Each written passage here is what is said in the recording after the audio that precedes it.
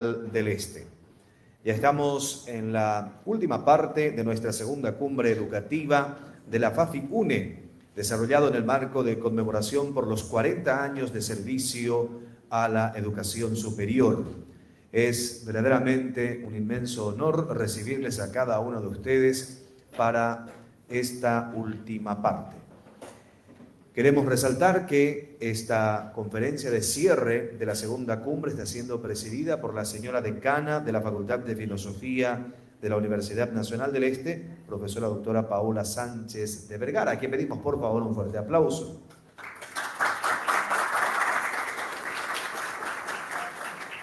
De igual manera queremos resaltar en la persona del señor vicedecano electo de la Facultad de Filosofía de la Universidad Nacional del Este, a todos los honorables miembros del Consejo Directivo de la FAFI-UNE, estamento docente, egresado no docente y estudiantil, a los directivos de la FAFI-UNE, a los coordinadores de carreras, docentes y estudiantes de las diferentes carreras, quienes nos honran con tu presencia. Profesor abogado Pablo Colmán. Un fuerte aplauso, por favor.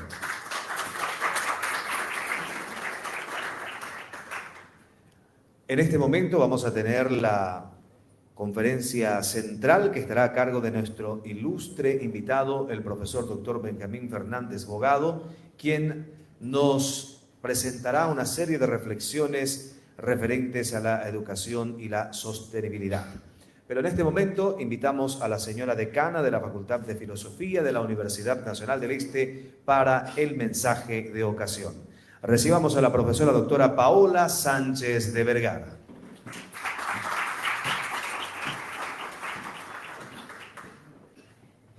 Distinguidos docentes, alumnos, egresados, invitados especiales, participantes de la segunda cumbre educativa FAFI-UNE 2025. Muy buenas noches, un saludo especial a nuestros alumnos de las filiales de Juan León Mallorquín y Santa Rita, que nos asisten a través de las redes sociales, nuestra transmisión en vivo en este evento realizado en el marco de los 40 años de vida institucional de nuestra querida Facultad de Filosofía. 4 décadas al servicio de la educación superior. A nuestro ilustre disertante de esta noche, el estimado doctor Benjamín Fernández, una cordial bienvenida a la Facultad de Filosofía, que forma parte de la prestigiosa Universidad Nacional del Este. Realmente es un honor tenerlo nuevamente en nuestra institución. En tu persona, doctor, expresamos nuestra gratitud a todos los referentes académicos que fueron disertantes de esta cumbre integrada por el segundo encuentro de matemática, el segundo conversatorio, hablemos de periodismo, el cuarto simposio de psicología, el quinto foro de educación, el tercer seminario de historia, el segundo coloquio de letras y el segundo webinar filosófico.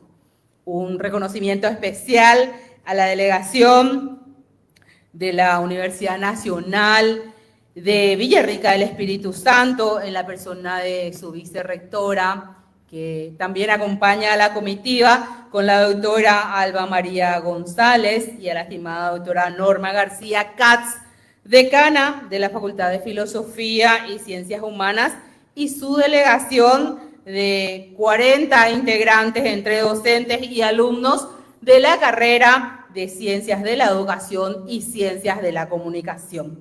Así también nuestro agradecimiento a la comitiva de la Facultad de Filosofía de la Universidad Nacional de Asunción, integrada por el doctor Pedro Caballero, director de investigación, el licenciado Milson Godoy, docente investigador de la carrera de Ciencias de la Comunicación, el magíster Roberto Machuca, docente investigador de la carrera de Ciencias de la Educación, el licenciado Pablo Raúl Rojas, docente encargado de Relaciones Interinstitucionales, y a la licenciada Nilda Pereira, coordinadora de la carrera de Historia, y los alumnos de la misma carrera que también acompañan a la comitiva de Filosofía UNA.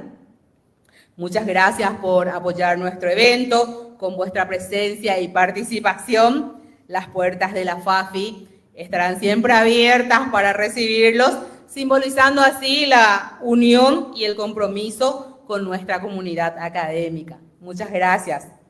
Y bueno, como broche de oro, concluimos esta cumbre con una conferencia magistral a cargo del doctor Benjamín Fernández, quien abordará el relevante tema Educación y Sostenibilidad en el marco del 5º Seminario de Educación bajo el lema Educar es sembrar futuro.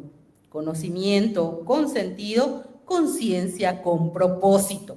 Una propuesta que sin duda nos dejará valiosas reflexiones y también aprendizajes. Entonces, desde la Facultad de Filosofía expresamos con alegría nuestro sincero agradecimiento a los 1.347 participantes que se sumaron a esta cumbre aportando con su presencia y participación al éxito de este evento académico tan importante para nuestra comunidad académica. Muchas gracias a todos por ser parte de la segunda cumbre educativa FAFI-UNE 2025. Muchas gracias y que Dios nos bendiga.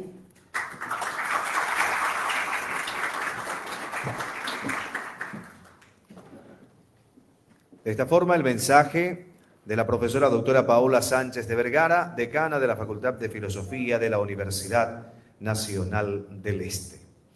En este momento vamos a indicar la metodología a ser aplicada en esta última conferencia. Nuestro ilustre visitante presentará su ponencia y al término se abrirá un espacio para interpelar a nuestro disertante. Por lo tanto, solicitamos que vayan preparando sus preguntas de tal forma a, llegado el momento, formularlas de forma clara y concisa. Nos permitimos presentar una síntesis de una extensa hoja de vida de Benjamín Fernández Bogado, nacido un 26 de marzo de 1960 en Asunción, capital de Paraguay, casado con María Bogado. Es doctor en Derecho, periodista y profesor universitario. Ha hecho estudios de posgrado en las universidades de Navarra, España, Oxford, Reino Unido, Minnesota, Syracuse y Harvard en los Estados Unidos de América. De esta última ha sido Visiting Scholar en el 2008. Es autor de más de 15 libros sobre comunicación, derecho a la información, gobernabilidad, transparencia y política. Es profesor en varias universidades del país y el mundo, conferencista internacional sobre estos temas y director de Radio Libre y de los periódicos 5 Días y El Independiente en Paraguay. Considerado uno de los oradores más fascinantes de América Latina. A continuación, señoras y señores, y quienes acompañan vía redes sociales e institucionales, disertación del tema Educación y Sostenibilidad a cargo del profesor doctor Benjamín Fernández Bogado.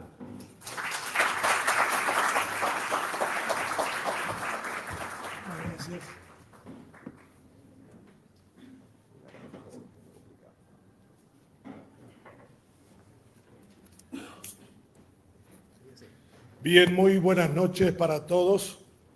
Me siento muy honrado, muy feliz de estar con ustedes, no solamente culminando esta semana donde abordaron temas tan urgentes como necesarios de ser abordados desde la academia y en los 40 años de esta querida facultad y de esta universidad a la que también me siento muy unido a lo largo de su desarrollo y de su consolidación. Ciertamente los distintos encuentros que mantuvieron durante esta semana les han permitido a ustedes despertar lo más fundamental que debería despertar la universidad, que es la curiosidad sobre los temas que son urgentes y necesarios. Vivimos una época en donde el conocimiento constituye un área central de la riqueza de los pueblos, pero sin embargo en el Paraguay tenemos la necesidad todavía de trabajar fuertemente en describir la trascendencia que tiene la educación en prácticamente todas las áreas humanas. Y en ese sentido, el lugar en que nos encontramos en materia educativa nos debe llevar a una profunda rebelión en contra de lo que consideramos actualmente lo que nos ofrecen en la primaria, secundaria y en la universidad. La educación y la sostenibilidad es un tema que nos atrapa a todos, porque estamos viviendo, como les reiteraba, una etapa de grandes cambios, incluso para la propia universidad en su sentido y dimensión. Estamos en la urgencia de la llamada inteligencia artificial, que viene a poner entredicho muchas de las tareas y funciones que anteriormente se creían que eran de única y sola responsabilidad de aquellos que reproducían conocimiento. Hoy la inteligencia artificial afirma no solo que va a dejar sin empleo a millones de seres humanos en los próximos años, sino que también va a poner en entredicho si sirve la pena o vale la pena que la universidad siga haciendo lo que está haciendo desde hace muchos años. Por lo tanto, lo que primero deberíamos preguntarnos es ¿qué es la educación para cada uno de nosotros? Y en ese campo también urge la tarea de recuperar la vitalidad de la llamada comunidad educativa. No es posible entender en el caso de Paraguay que en los lugares en los que nos encontramos, según la OCDE, en su último informe, penúltimo, solo por detrás de Camboya, el país que conocí la semana pasada en una visita a Siem Reap y a Phnom Penh, y en donde me he dado cuenta de cómo la falta de educación por la persecución de un genocida llamado Pol Pot entre 1975 y 78 hizo que ser educado se convirtiera en peligro.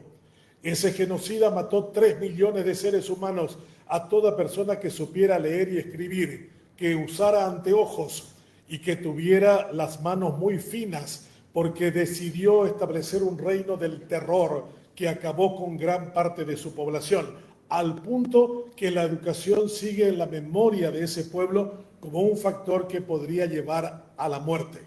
En el Paraguay solemos decir con cierta frecuencia una frase popular en guaraní que dice la tabuna ñande yucay pero ñandereco así.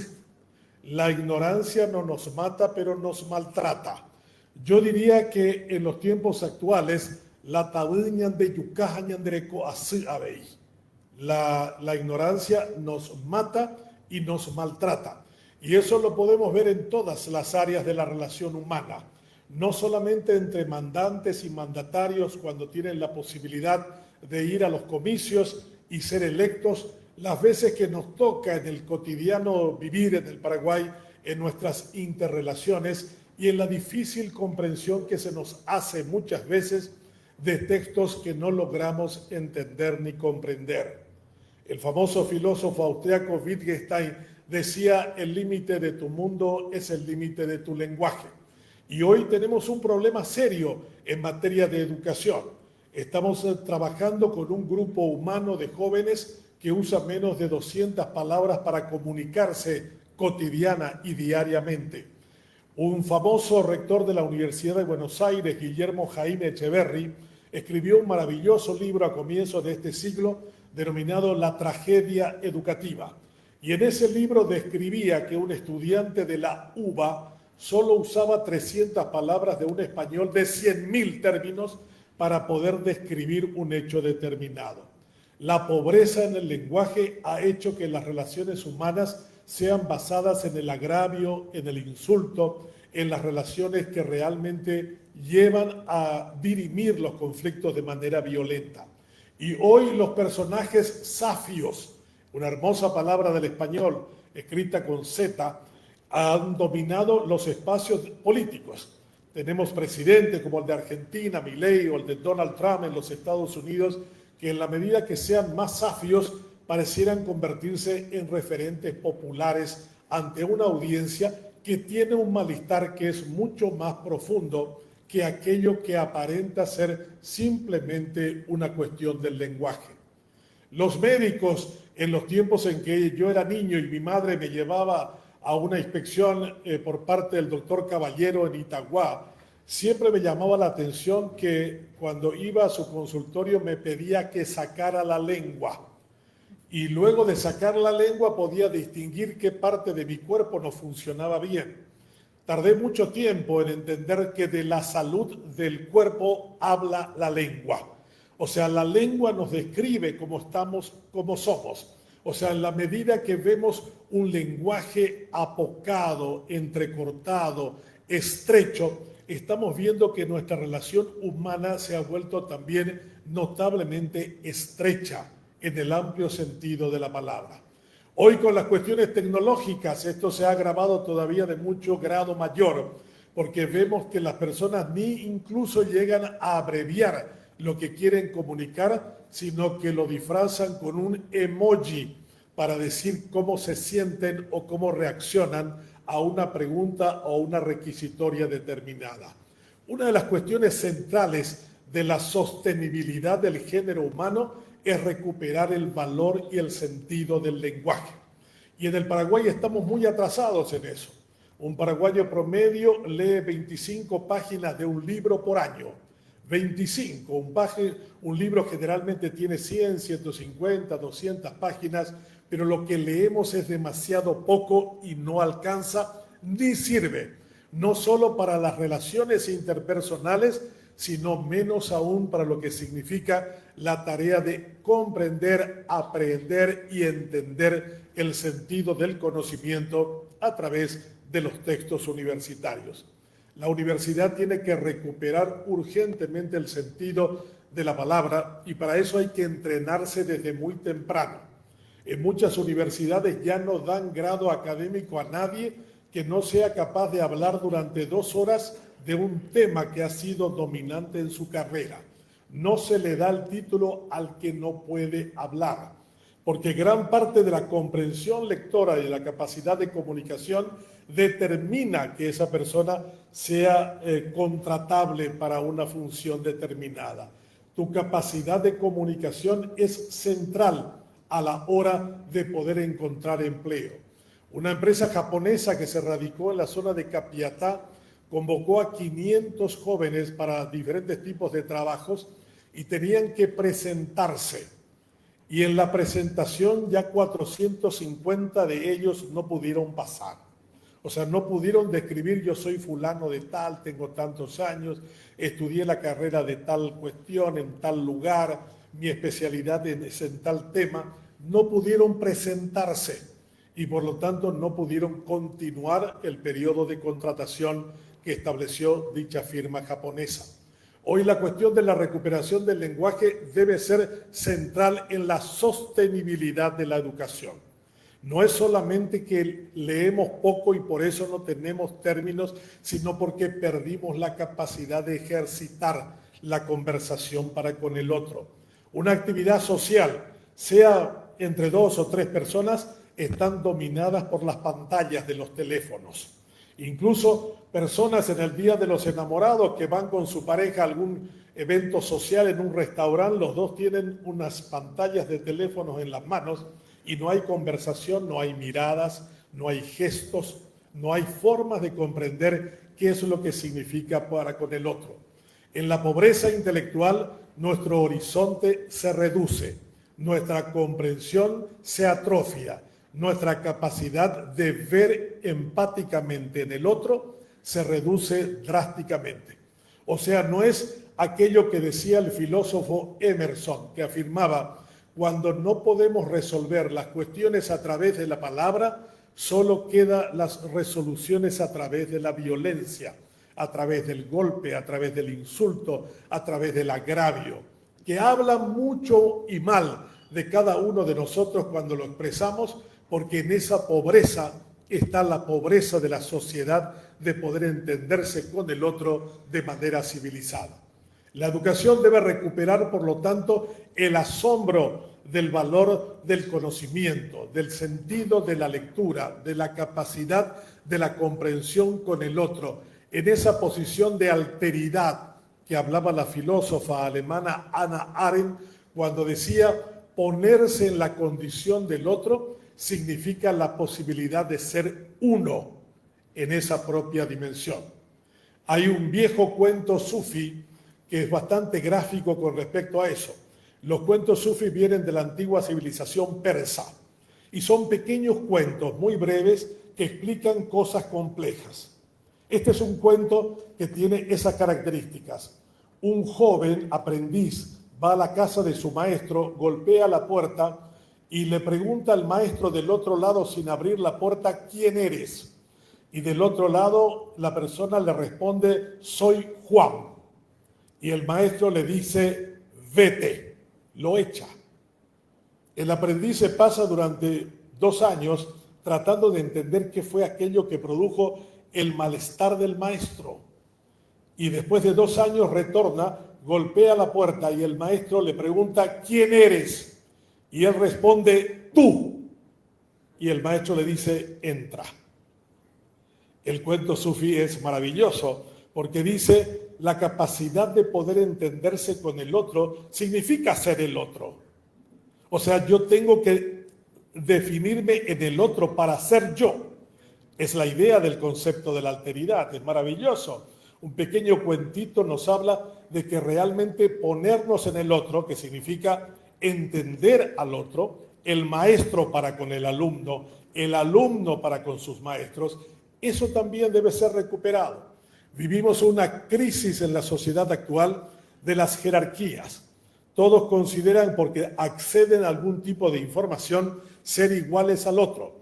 Hemos perdido la trascendencia del maestro y el lugar y la ubicación del aprendiz. Hoy el aprendiz cree que porque tiene información ya puede ser maestro, cuando la tarea del maestro se hace y se forma y se forja en el tiempo y se enriquece en la medida de la comprensión para con el otro. La trascendencia de los maestros tiene que ver hasta incluso en las maneras y en los gestos que se establecen como tal. En la historia pedagógica paraguaya de Ramón Indalecio Cardoso, que creó la Escuela Nacional de Profesores, había una forma de sentarse, una forma de pararse, una forma de caminar y una manera de hablar, que imitaban los jóvenes alumnos en los gestos de sus profesoras, la mayoría de aquellos tiempos. Ramón Indalecio Cardoso ha sido el gran pedagogo de Paraguay. Yo siempre le digo a los guaireños, ¿cómo es que en Villarrica uno de sus grandes bulevares no lleva el nombre de él? La historia de Villarrica, la única fama que tiene Villarrica, le deviene de sus 2 grandes maestros a comienzos del siglo XX, Delfín Chamorro y Ramón Indalecio Cardoso. Fueron los 2 grandes maestros que tuvo el Paraguay. Yo siempre cuento una anécdota que refleja el sentido y el valor del maestro en la vida de los estudiantes. Una vez le dije a uno de los grandes poetas paraguayos, Elvio Romero, le dije, Elvio, ¿quién es para vos el más grande poeta de Paraguay? Y él me dijo, de lejos, Benjamín Ortiz Guerrero. Y yo para provocarle le dije, ella lleima pibete igual y penegana PM casapeño, porque Elvio Romero es de Yegros y hay una vieja rivalidad entre guaireños y casapeños. El doctor Miguel Ángel Pangracio, un gran jurista, era casapeño y él decía, nosotros somos los espartanos y los guaireños son los atenienses, para tratar de determinar la diferencia entre ambos. Entonces le dije yo a él, para provocarlo, cómo pudo haber sido ese chico del Barotí más brillante que él. Y me dijo simpáticamente Elvio Romero, en ese maestro Delfín Chamorro, allá esa mapa la iguapobe. Porque el maestro de Ortiz Guerrero fue Delfín Chamorro, que ya leía en el año 1900 los textos del gran poeta romántico nicaragüense Rubén Darío y le daba a su alumno y le explicaba la técnica que tenía dicho escritor nicaragüense, que después convirtió a Ortiz Guerrero en el más grande poeta romántico del Paraguay a lo largo de ese tiempo. Los maestros son tan determinantes en la vida de los jóvenes, de los niños, que uno pareciera no darle la trascendencia que significa eso. Por eso en esta semana que cerramos esta noche, yo quiero recuperar el fuego, el valor, el sentido del orgullo que significa ser maestro. Estar parado frente a estos jóvenes es un desafío de curiosidad, de ingenio, de capacidad para despertar la atención de muchos de nuestros jóvenes que hoy en 45 minutos de clase a veces tienen menos de 10 minutos de verdadera atención a ese profesor si es que no está preparado para captar dicha atención de forma original y trascendente. Los buenos maestros, por lo tanto, son urgentes y necesarios de reivindicarlo para hacer sostenible un proyecto llamado educación. Sostener algo significa creer en los valores que nos han hecho trascendente como género humano. O sea, cuando decimos yo sostengo el valor de algo, es porque estamos resumiendo en nuestra vida práctica todo aquello que fue acumulado a lo largo del tiempo. Cuando vemos la historia de personas trascendentes y exitosas, como por ejemplo Alejandro Magno, que siendo tan joven había conquistado más de la mitad del mundo, le preguntaron a él cómo había hecho ese hombre venido de Macedonia, allí de la zona norte de Grecia, para convertirse en un hombre trascendente e importante. Él respondió de una manera maravillosa. Y él dijo, ¿cómo no sería lo que soy si soy el alumno de Aristóteles? El preceptor de Alejandro Magno, su maestro personal, se llamaba Aristóteles, uno de los 13 grandes filósofos griegos con Sócrates y con Platón. Como diciendo, ¿cómo no voy a ser lo que soy si mi maestro es Aristóteles? Lo mismo que me dijo Elvio Romero con respecto a Delfín Chamorro y Ortiz Guerrero. Y podríamos citar otros nombres que fueron determinantes a lo largo de nuestra historia. Los maestros son los que determinan la historia de los pueblos, son los que realmente nos permiten entender y comprender la proyección de las personas. Me maravilló en este reciente viaje al sudeste asiático que uno de los pocos lugares que no había sido afectado por la violenta represión japonesa en la Segunda Guerra Mundial, en la zona de Intramuros, ahí en el centro de Manila, la ex colonia española hasta 1898, que el templo de los agustinos permaneciera realmente inexpugnable y no había sido destrozado. Y el homenaje más interesante y grato es que hoy un agustino, un seguidor de San Agustín, sea papa, y sea un hombre venido de Chicago con vivencias de monje en el Perú y que sea una figura trascendente dentro del firmamento de las grandes figuras emblemáticas religiosas a nivel mundial. San Agustín era un filósofo, un hombre que hizo una profunda reflexión sobre la relación entre las ciudades y el poder, un hombre que tenía una vida licenciosa tan grande que su madre, Santa Mónica, se pasó años rezando por él para que se convirtiera. Y San Agustín pasa de una vida licenciosa a ser un hombre trascendente, un doctor de la Iglesia, un hombre que nos enseñó extraordinariamente a través de la reflexión, no solo cuestiones religiosas, sino también cuestiones políticas. La sostenibilidad de un proyecto educativo en cualquier país se basa en la capacidad y en la calidad de sus maestros. Y yo uso la palabra maestros de forma intencionada. A mí no me gusta que se le llame a los maestros docentes, porque se degrada su condición. Docente es el que sabe la técnica de enseñar, pero no es el maestro. Cuando uno va a un médico, ¿qué es lo que hace en ese procedimiento? Consulta, pero nadie le dice al médico consultor. La técnica para poder dirimir qué es aquello que le duele, le afecta a esa persona, se hace a través de la consulta, pero el médico no es consultor, el médico es médico. ¿Por qué el maestro que sabe de la técnica de enseñar y que sabe el concepto del aprendizaje reduce su tarea a la técnica y no al fondo, que es la cuestión de dejar impregnado en el alumno una marca indeleble que les permita saber, conocer, aprender siempre más? El buen maestro no es el que sabe la técnica, como tampoco el buen abogado es el que sabe el procedimiento. Hoy se habla de que el buen abogado es el que sabe extender un proceso, sabe trabar la litis, sabe apuntar a las pruebas que se presentan. O sea, el buen abogado es el que sabe el procedimiento, pero no el que sabe el derecho de fondo, el que busca la justicia a través de los argumentos establecidos en doctrina y en diferentes fuentes en las que se basa el derecho determinado. Recuperar, por lo tanto, el concepto del maestro en el ejercicio y dejar a un lado la tarea del docente como técnico, como especialista en saber qué es lo que tiene que enseñar, también es uno de nuestros grandes desafíos. Y para los alumnos que están aquí también presentes en este encuentro, para ellos les queda el gran reto.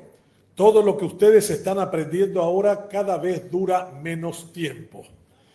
Cuando se hablaba en el siglo pasado, hace 26 años, que el conocimiento duraba 9 años, hoy se habla que lo que se aprende en la universidad dura solo 2 años. Y al ritmo que vamos durará menos, por lo tanto ustedes serán una generación de gente, al igual que cada uno de nosotros deberíamos serlo, alumnos de por vida.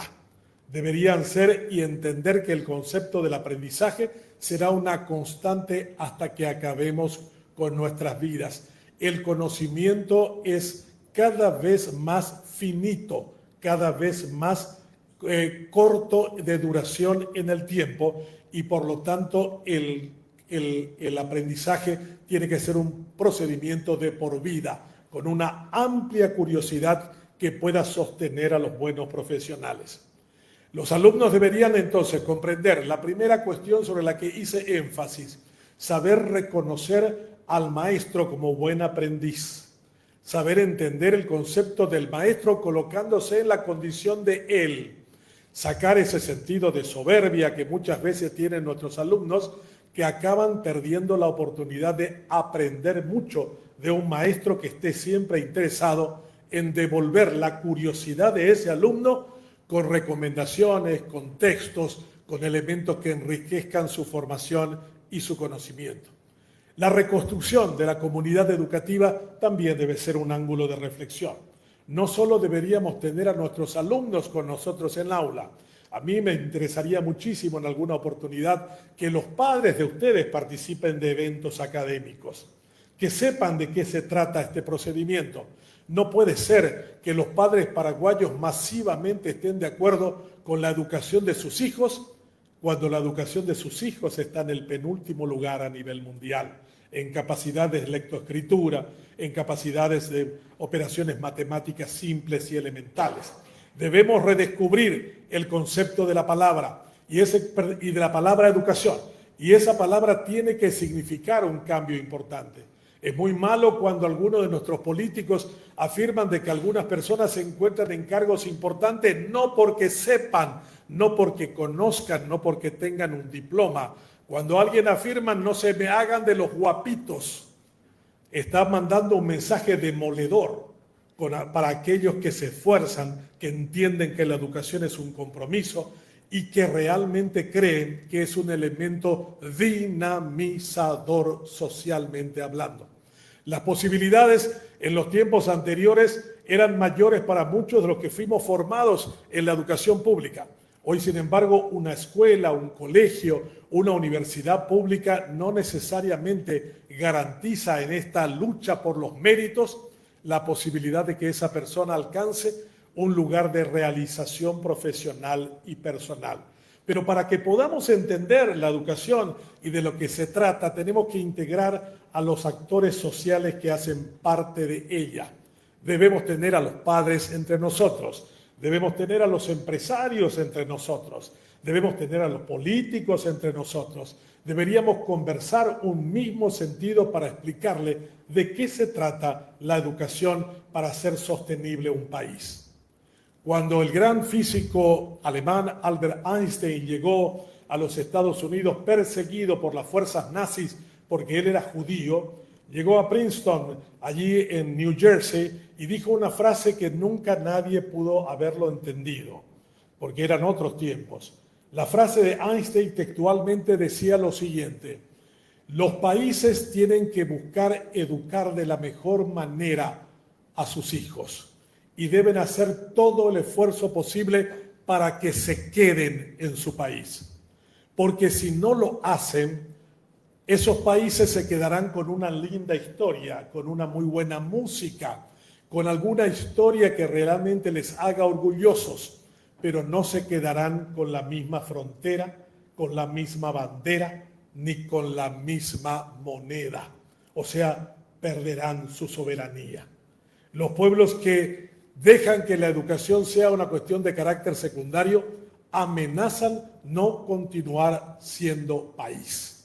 Y ese es un problema que si en los tiempos actuales el conocimiento constituye el 70% de la riqueza del mundo, 70%, la cuestión de darle valor a la educación para ser sostenible como país es más que urgente. O sea, si no nos educamos como debiéramos, podemos terminar siendo engullidos por algún país cercano porque no tenemos la capacidad para negociar nuestras riquezas, nuestros valores, nuestros elementos constitutivos como nación.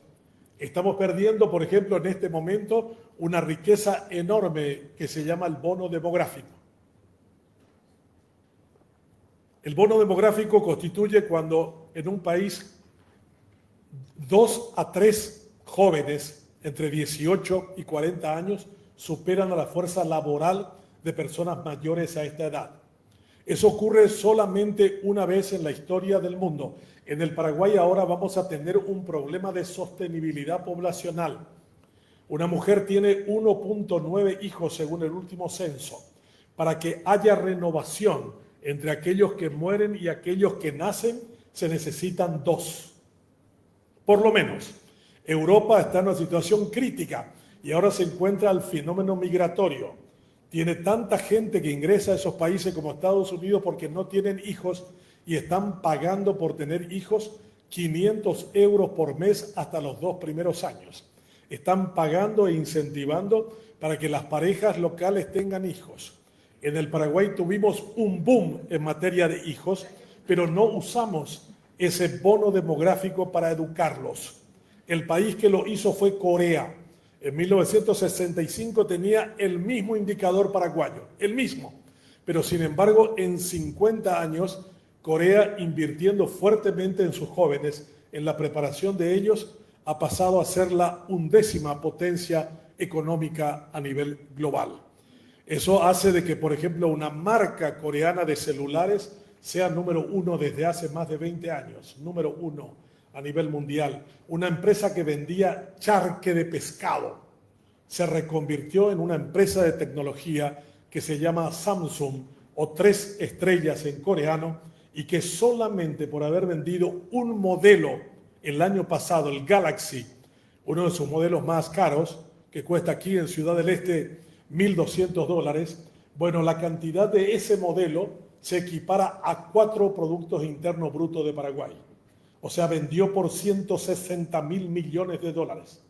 El PIB paraguayo es 41.000 millones de dólares. 41.000 millones de dólares es carne, es madera, es soja, es todo lo que exportamos.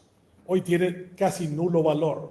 Es mucho más importante, antes que ser dueño de grandes ojales aquí en Santa Rita o tener estancias en Misiones, ser accionista de la Samsung en un 0.001% y que solo un modelo de su producto dé 160.000 millones de dólares de ganancia. O sea, tendríamos que entender de que hoy un microchip genera un valor de riqueza tan grande que un pequeño país recientemente creado, Taiwán, con 22 millones de habitantes, sea el número 1 en la producción de microchip a nivel mundial. 70 empresas pioneras de Taiwán generan tal cantidad de riqueza a nivel global que la única razón que algunos creen por la que China no ataca a Taiwán y acaba con su independencia, no, su autonomía en realidad, es porque si hiciera eso destruiría el 70% de la generación de microchips que utilizan coches chinos, manufactura china. El mundo se mueve hoy con microchips. O sea que si se ataca y se destruye Taiwán, se acaba la lógica de la producción de chips y también el mecanismo proveedor del sistema a nivel global. Bueno, el éxito de Taiwán, la única razón por la que no le atacan es porque si lo hacen destruyen algo que tiene un valor extraordinario a nivel global, como son los microchips. Nosotros también deberíamos estar preguntándonos, ¿y en nuestra riqueza cómo andamos? Hace poco el secretario de Estado norteamericano Marco Rubio dice que Paraguay debería ser el puente proveedor para la utilización de elementos de inteligencia artificial. Lo que Marco Rubio no sabe es que con la demanda que tenemos de energía, los paraguayos dentro de 5 años vamos a quedarnos sin Itaipú y sin Yacenetá. Y si nosotros traemos empresas que utilicen masivamente las criptomineras o las de inteligencia artificial, ese proceso podría generar un apagón grande en el Paraguay en muy corto tiempo. No aprovechamos en su tiempo, no hicimos las líneas de transmisión desde Hernandarias hasta los lugares de demanda. Hicimos una muy mala negociación con el Brasil en 1973 y perdimos una oportunidad enorme de convertir esa represa hidroeléctrica en el elemento que permita el enriquecimiento de nuestros países. Por eso cuando decimos la tabuna ñande yucay breñandere coase, ese es un excelente ejemplo de cómo perdimos una oportunidad única. Y si los recursos de Itaipú, en vez de utilizarlo en el malgasto dispendioso de las obras sociales, los hubiéramos puesto en un fondo que colocara esos recursos en el mundo, generando intereses y con los mismos apalancando el desarrollo, hoy seríamos tan ricos como Noruega o como Qatar. Esos dos países hicieron en su tiempo lo que nosotros dejamos de hacer. Noruega era un país muy pobre en 1961. Tenía 2 millones de habitantes, encontraron petróleo en el Mar del Norte y dijeron todas nuestras ganancias va a ir a un fondo. Y esos fondos colocados en diferentes canastas a nivel global, los intereses solamente los vamos a utilizar para apalancar el desarrollo del país. Hoy son extraordinariamente prósperos los dos. Qatar, a donde van nuestros políticos a pedir ayuda de manera frecuente, y también Noruega, que es un país líder en sostenibilidad en prácticamente todos los campos. No solo la cuestión medioambiental, sino las cuestiones que tienen que ver la vanguardia de la preservación del género humano. O sea, los países que usaron el conocimiento aplicado a comprensión de la realidad y hacer de que eso significara la posibilidad de enriquecer esas naciones, hoy son prósperas. Las que no se dieron cuenta, continuamos siendo bastante pobres. Por lo tanto, una cuestión central de la sostenibilidad como país es saber entender qué es aquello que tenemos como valor. Y nuestro valor más grande era nuestra gran cantidad de gente joven, el bono demográfico y ciertamente la abundancia de una energía limpia y renovable como son las que se generan a través de las hidroeléctricas. Pero no hicimos aquello que debiera ser hecho.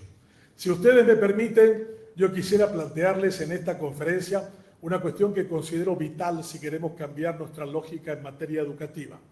Nosotros los paraguayos no sabemos lo que sabemos y ese es un problema grande. Nadie enseña nada a nadie que ya no lo sepa. Decía Bernardo Toro, un pensador sobre el tema educativo, y parece un juego de palabras. Nadie enseña nada a nadie que ya no lo sepa. Eso significa que hay un sustrato de conocimiento en cada sociedad y dentro de la sociedad hay regiones que saben algo más que la otra región. Pero sin embargo nosotros aplicamos el mismo método educativo para todas las regiones. Se enseña lo mismo en el Alto Paraguay que en el Alto Paraná, lo mismo en Pilar que en el Departamento Central, y los conocimientos de cada una de esas regiones son diferentes, pero nosotros no sabemos. Nosotros no sabemos. Cuando los británicos tuvieron problemas con la colonización en el mundo, en la India fundamentalmente, ellos llegaron al norte, donde hay 3 ciudades grandes. Una se llama Mumbai, la otra se llama Calcuta y la otra se llama New Delhi o Old Delhi. Y en esas ciudades donde estuvo el poder administrador, había gente igual que nosotros, con una gran incapacidad de conocimientos matemáticos. Iña Canela, Indio Cuera.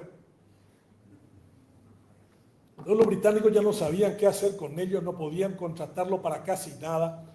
Y vinieron los holandeses.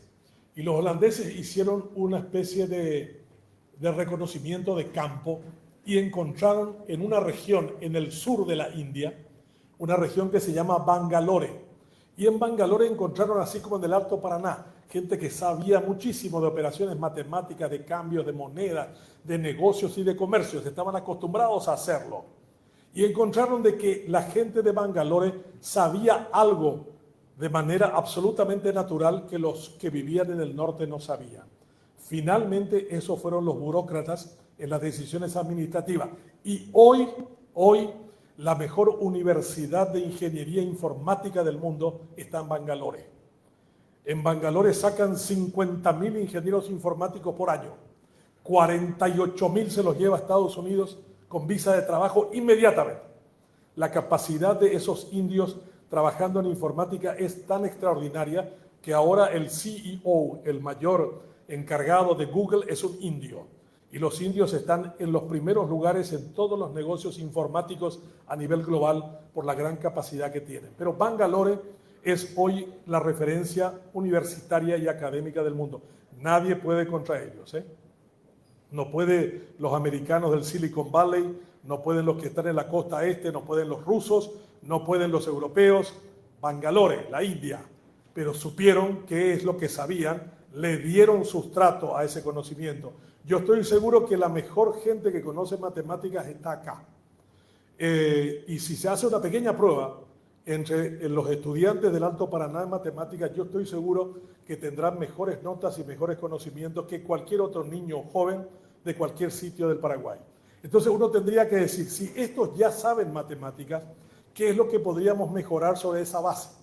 Y allí hay una cuestión también de creatividad. Nuestras universidades siguen siendo orientadas en forma curricular a conocimientos estancos y separados.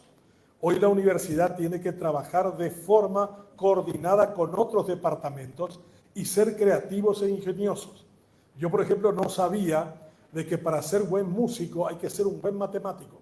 No hay nadie que sea músico que no tenga conocimientos matemáticos y viceversa. O sea, si nosotros pudiéramos agregar al que estudia música matemática, podríamos tener resultados asombrosos y viceversa. Pero no sabemos, porque el departamento de música no se lleva bien con el departamento de tal o cual sitio. Y yo conozco bien esa historia porque yo fui rector universitario y yo creí que ya había aprendido todo acerca de la tremenda soberbia de los seres humanos cuando fui gerente de televisión, donde manejaba los egos de muchas estrellas, pero cuando fui rector los egos de los maestros era todavía mucho más superior. Quedé asombrado. Había peleas por qué tipo de escritorio tenía, dónde se iba, qué hora era su horario, por qué no se relacionaba con Mengán. Era tan difícil que un rector gastaba muchísimo tiempo. Un decano gasta mucho tiempo en las cuestiones interpersonales. Yo le entiendo a la decana que es realmente una relacionista pública extraordinaria, ¿no? Y cuando dice, yo tengo una facultad de filosofía que puede hacer en una semana varios eventos, dije, pero caramba, qué capacidad enorme que tienen de poder lograrlo todo eso en una semana nomás. Claro, el concepto de la armonía, que es un concepto oriental. El concepto de la armonía no es un concepto occidental. El concepto de la armonía está en el escudo de Corea, el yin y el yang. Los orientales no buscan la felicidad como nosotros los occidentales, buscan la armonía. Ellos consideran que la realización más plena y amplia del género humano es la armonía, no la felicidad. Y nosotros estamos corriendo detrás de la felicidad cuando lo único que tenemos que buscar es una relación armónica y sostenible con la naturaleza, con las personas, con la sociedad y su diversidad, comprender y entender al otro. En definitiva, cuando hablamos de cuestiones educativas, no estamos hablando de cosas que más que antiguas, que vuelven a renovarse entre nosotros. Curiosidad, convivencia, complementariedad, capacidad de asombro y, ¿por qué no, reconocimiento de saberes y de conocimientos en cada una de las áreas? Porque tenemos un gran reto. Hoy tenemos una universidad a la que acuden casi 160.000 estudiantes por año en 57 universidades, pero estamos graduando solo el 10%, 16.000. O sea, el 90% no termina la carrera. Y los que entraron en la carrera son solo el 5% de los que empezaron el kinder. O sea, solo el 5 ingresa y del 5 que ingresa, solo el 10 se gradúa. Tenemos un problema grande que tenemos que pensar. ¿Por qué nuestros alumnos no se hallan en nuestras facultades? ¿Qué es aquello que no estamos haciendo bien? ¿Qué es aquello? Porque el orden más o menos en una universidad debe ser entre 60 y 70 la graduación. 30 son los que no se gradúan. Pero nosotros estamos muy lejos de ese índice de 60-70 y estamos mucho más en el fondo con un 10%. En definitiva, cuando hablamos de sostenibilidad del planeta, hablamos de todas estas cuestiones, las que tienen que ver la relación para con el otro, que tiene que ver con el crecimiento interno de nosotros como personas y como centros académicos, y tiene que ver con recuperar el fuego y el valor de la educación, como un vector de cambio transformador en cualquier país. Al Paraguay le fue muy, pero muy bien cuando creyó en la educación.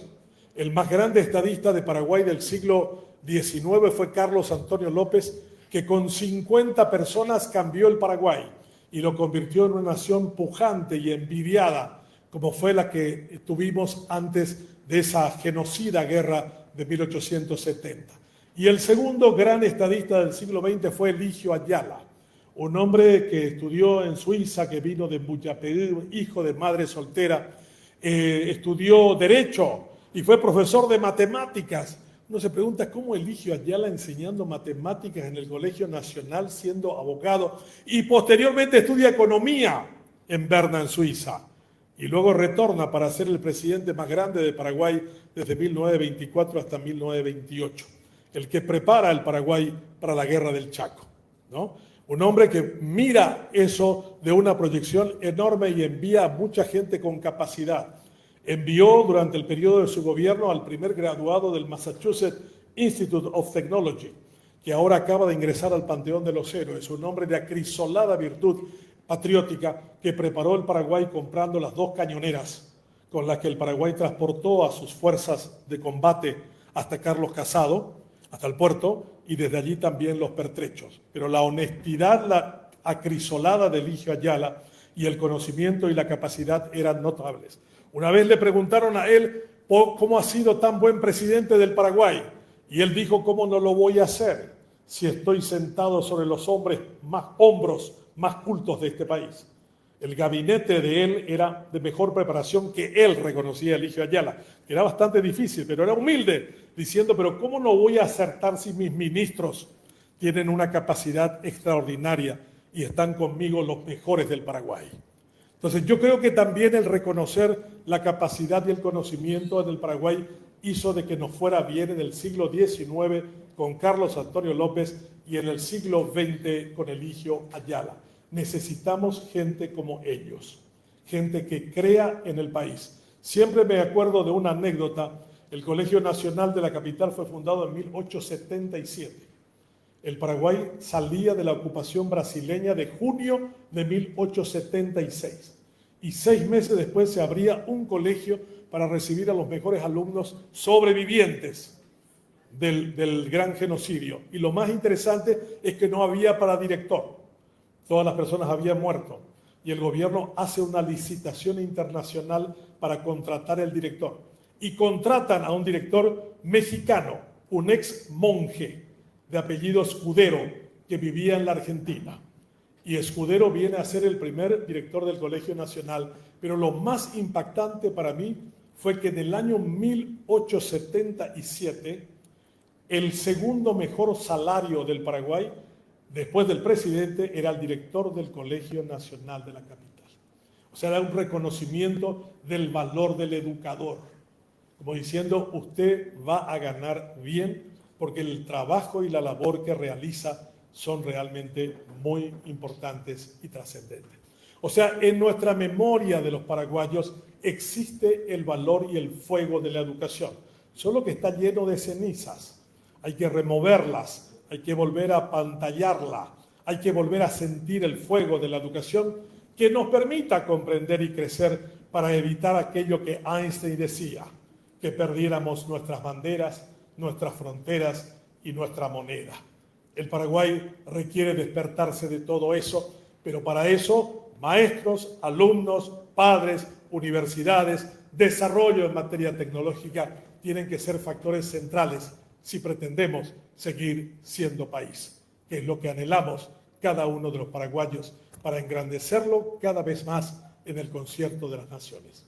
Muchas gracias.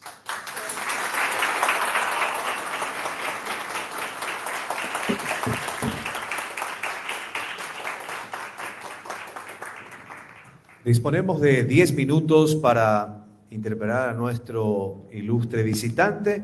Levantemos la mano, por favor, y formulemos las preguntas. levantamos la mano y le acercamos el micrófono. Primera pregunta, por favor.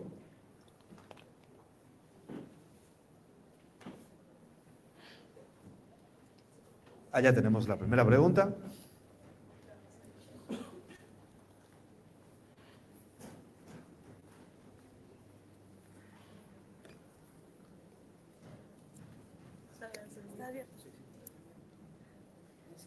Muy buenas noches. Me encantó y me reencantó nuestra charla del día de hoy, o sea, esta noche con el doctor Fernández. Y muchas cosas tengo para preguntarte, pero quisiera hacer unas o dos nomás para ganar el tiempo. Ahí donde dijiste que los maestros de hoy en día no son más como antes. Eso me tocó mucho realmente, porque es cierto. ¿Cómo ganar hoy en día el corazón de los niños, los maestros y también en las facultades y en todas partes? Porque los maestros en el público se ven como un líder, tiene que ser, pero pocos son los que tienen capacidad ahora para poder enseñar. Porque yo, desde el preescolar, tengo en mi mente la profesora que tenía, que yo me encariñaba mucho más con ella que con mi propia madre. Ella entendía todo mi lado, sin embargo mi mamá no, porque mi mamá no tenía educación, ella era analfabeta.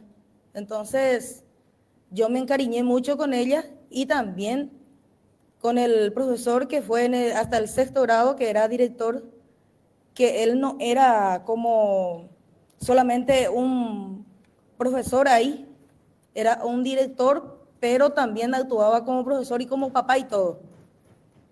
Porque antes en la escuela también se le corregía a los niños y ese poder se le sacaron a los docentes. Entonces, ¿qué ellos van a hacer? Tienen que callar, hagan lo que hagan ellos. Si le hablan y no le hacen caso, entonces se tiene que callar. Ahí, o sea que yo digo que mi humilde opinión, que ahí está el problema, que se le prohíben corregir y ahí ya, entonces ya se viene abajo. Y otra parte, donde me gustó mucho cuando dijiste que necesitamos gente como Eligio Ayala. Realmente necesitamos líderes. Estamos sin líder en nuestro país. Los políticos de ahora o las supuestas autoridades que tenemos, que son simplemente autoritarios y oportunistas, yo lo veo así, que solamente aprovechan las oportunidades. Y cuando la gente ya está cansada de la corrupción, queremos cambiar algo y solamente cambiamos el ladrón por otro ladrón. Yo simplemente lo veo así, no sé cómo ustedes lo ven. Bueno, esa es mi pregunta. Muchas gracias. Bien, gracias por su intervención. Sí, en la primera dice una cosa que pocos de nosotros aplicamos en nuestra vida cotidiana. Ella dice, me acuerdo de mi maestra. Ustedes saben que el éxito de una buena educación se mide en los primeros 3 años, si cuán bien te acuerdas de tus maestros. Los 3 primeros años de primaria deberían ser enseñados por los mejores maestros existentes. Y eso vale tanto para la escuela, para el colegio y para la universidad. Los grandes profesores en las grandes universidades son los que enseñan en los primeros años. No queremos enseñar, muchos de nosotros los primeros, pero en esas sociedades están obligados a hacerlo. No es que pueden elegir, no, yo no quiero con estos estudiantes de 18 años, son muy jóvenes, son poco atentos. No, estás obligado a hacerlo. El éxito de la universidad se mide en función de qué tan buenos profesores tengan en los primeros años. De eso depende todo. Y nosotros estiramos ese problema, colocamos a los mejores en los últimos años y que ya vienen con tremendos problemas a nivel básico de inicio de carrera. O sea, eso que usted está diciendo tiene que ver con una pedagogía muy estudiada que dice hay que tener a los mejores en los primeros años. Una de las causas por las cuales hay mucha deserción escolar es que muchos niños tienen muy malos maestros en los primeros 3 años. La mayor cantidad de deserción escolar en Paraguay se dan al segundo grado. Hasta el segundo llegan, ya no van al tercero. O sea, si tuviéramos un buenísimo maestro, una buena maestra del primero y del segundo, vamos a meterle duro con ese joven con toda seguridad a lo largo de toda su vida. Hay que cambiar esa lógica y hay que colocar a los mejores en los primeros años para que usted tenga esa memoria que tiene con respecto a eso. Y con respecto a los políticos, en realidad yo siempre digo, no es que cada pueblo tiene el gobierno que se merece. Yo digo, cada pueblo tiene el gobierno que se le parece. O sea, los políticos noruegos se parecen al pueblo noruego. Los políticos suecos se parecen al pueblo sueco. Son austeros, son honestos, son capaces, trabajan por el servicio de la gente. Lo que tendríamos que preguntarnos es quiénes son los que eligen mal desde hace bastante tiempo a los políticos que tenemos. Entonces probablemente la crítica sería hacia el elector. Y ahí vamos a decir de nuevo, sí, porque la gran mayoría de ellos se compran y se venden en tiempos electorales y no tienen capacidad ni juicio crítico para decir, yo a ti no te elijo porque no eres parecido a mí, a mis valores, a mi forma de ser, a mi manera de actuar. Por eso los pueblos tienen los gobiernos que se le parecen, no los pueblos tienen los gobiernos que se merecen. Aquí la siguiente pregunta. Buenas noches, un gusto. Sí, adelante. Un gusto. Mi nombre es Fátima González, estoy estudiando Ciencias de la Comunicación, estoy en el 4º año. Doctor, quiero preguntarle cuál considera usted que es la causa por la que no tenemos más maestros en la universidad. ¿Cómo es que tenemos únicamente profesores que vienen a repetir conocimiento, no a enseñar los procedimientos reales? ¿Considera que es el salario mísero que ganan, que es la sobrecarga de horarios tal vez? ¿Cuál considera usted que es la causa? Bueno, en educación nunca hay una causa única. Eso en su análisis siempre tiene que incluir. La educación tiene siempre fallas multisistémicas, que yo digo. O sea, ¿cuáles son los elementos? ¿Por qué no hay buenos profesores? Bueno, no hay buenos profesores porque hemos perdido grandes referentes en materia de formación académica desde el estado inicial. Segundo, porque nadie considera que ser maestro sea una cuestión de éxito ni de prestigio social. Al contrario, el maestro es alguien que no tuvo ninguna oportunidad de ser exitoso en nada y la gente dice, estoy muy maestro, mae. Imagínense que las 4 profesiones centrales de un país son las más desprestigiadas entre nosotros. Los militares que cuidan la frontera, los policías que cuidan las calles, el maestro que cuida el cerebro y los pastores que cuidan el alma. Y los 4 la gente cree que son perdedores sociales. En realidad deberían ser los ganadores sociales. En Finlandia, que tiene el mejor sistema educativo del mundo, ser maestro es un signo de orgullo social enorme. Tampoco son los mejor pagados, tampoco, pero el prestigio social es inmenso para la familia, para la comunidad donde vive, para los alumnos. O sea, el llegar y ponerse frente a un alumno en un aula de la primaria, de la secundaria, de la universidad, tiene que ser un timbre de orgullo enorme, enorme. Recuerdo en un viaje que hice a Corea, mi guía trabajaba para el Ministerio de Relaciones Exteriores, era mi traductor. Y yo le dije, ¿cómo es la vida de ustedes en la familia? Y dice, bueno, yo trabajo para la Cancillería, mi hermano trabaja para la Samsung, mi hermana trabaja para el banco, pero tengo un hermano que es maestro. Y el más importante miembro de mi familia no es el que gana más, ni yo que trabajo en la Cancillería, mi hermano. Mi hermano cuando llega a mi casa, mis padres se persignan ante él y se mantienen más o menos unos 10 segundos para saludar al hermano que decidió ser maestro. Cuando él camina de su casa al metro, que son más o menos 200 metros, toda la gente al pasar saluda al maestro. que va a tomar el metro. A mí no me saluda nadie, al de la Samsung no le saluda a nadie, a mi hermana no le saluda a nadie, pero al maestro le saluda. Tienen un prestigio social, es una cuestión de honor el ser maestro. Yo creo que no estamos eligiendo bien a quienes van a ser maestros. Tenemos que buscar a ganadores sociales, no a perdedores sociales. El maestro no es alguien que ingresa allí porque puede jubilarse a los 45 o 47, que está muy mal también de paso.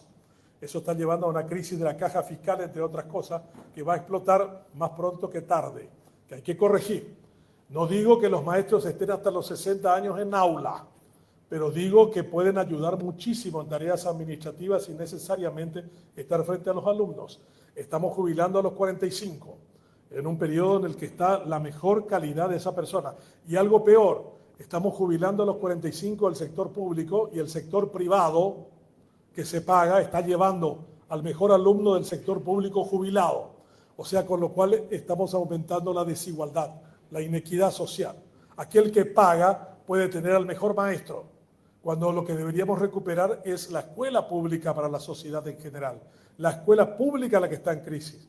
¿Por qué? Por esta razón y por otras muchas más. Pero creo que tenemos que elegir mejor a los maestros, tenemos que honrarlo mejor, tenemos que colocarlo en un estadio superior. Y si lo podemos hacer, vamos a tener también un timbre de orgullo, no solo como estudiante por haber tenido tal o cual maestro o maestra, sino porque hemos visto de que eso es retribuido a nivel social. Estoy de acuerdo con usted, el tema salarial es una cuestión que también hay que discutirlo, pero tiene que ser analizado en un contexto más amplio donde la educación tenga valor. En este momento la educación no tiene el valor que debiera tener. Por una cuestión de tiempo, la última pregunta. Buenas, profesor. Yo quería dar mi opinión sobre el tema que la compañera preguntó, sobre más bien lo que sería los principios de nuestra educación, la base que forma la persona. Y cómo un educador, un maestro, podría plantar la semilla, que sería el alumno, y germinar esa planta, que es lo que será la persona, si es que ese educando, maestro, docente, no está bien formado. Es un círculo vicioso. Sí. Volvemos a lo mismo. ¿Quiénes son los que desean ser maestros y por qué? Hace poco tuvimos un caso bastante elocuente, ¿no? Un aplazo masivo o una copia masiva de exámenes para poder ingresar a estudiar para ser maestro. Y uno dice, si alguien ya falsificó, si alguien ya alteró lo que significa lo correcto desde el inicio, ¿qué podríamos esperar en su etapa formativa? Y si se graduaran, ¿qué nivel de calidad tendría? Lo que tendríamos que alzar es el listón de lo que nosotros esperamos de la educación. Pero reitero, la educación no es solo el maestro en aula, es también el padre que vive con ese niño o con esa niña, en donde también estamos viendo un deterioro enorme en la estructura familiar.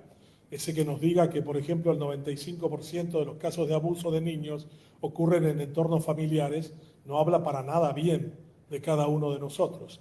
El hecho de que también el maestro cumpla hoy cada vez más actividades que no le corresponden. El maestro no solamente es aquel que transmite conocimiento, es también el psicólogo de varios niños cuyos padres se encuentran migrando al exterior porque no tienen el afecto ni el cariño de personas en su casa o que están pasando una situación de acoso. O sea, debemos también comenzar a mirar la cuestión en forma holística, general, amplia, para poder comprender y entender el problema. Pero si tuviéramos que empezar por algo, yo le volvería a decir, tenemos que buscar a los ganadores sociales para que sean maestros, no a los perdedores. Educación y sostenibilidad, profesor doctor Benjamín Fernández Bogado.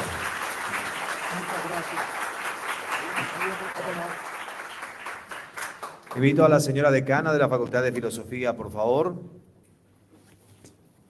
Se puede pasar ahí en el centro de la...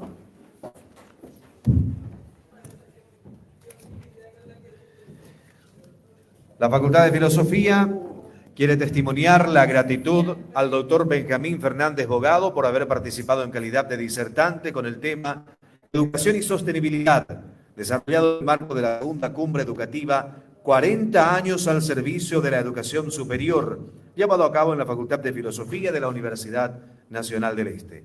Lleva la firma de la secretaria general y de la señora decana de la Facultad de Filosofía.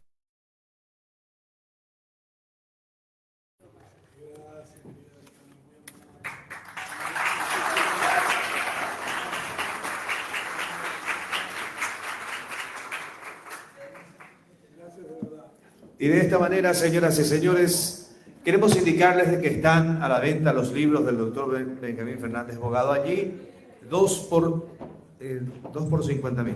Sí, 2 por 50.000, 30.000 cada uno. Entonces, para dar cierre, les invitamos a una fotografía grupal, a los invitados, a nuestro disertante, a los alumnos todavía presentes, a los docentes también. Y con esto llegamos al cierre de la segunda cumbre educativa FAFI-UNE 2025.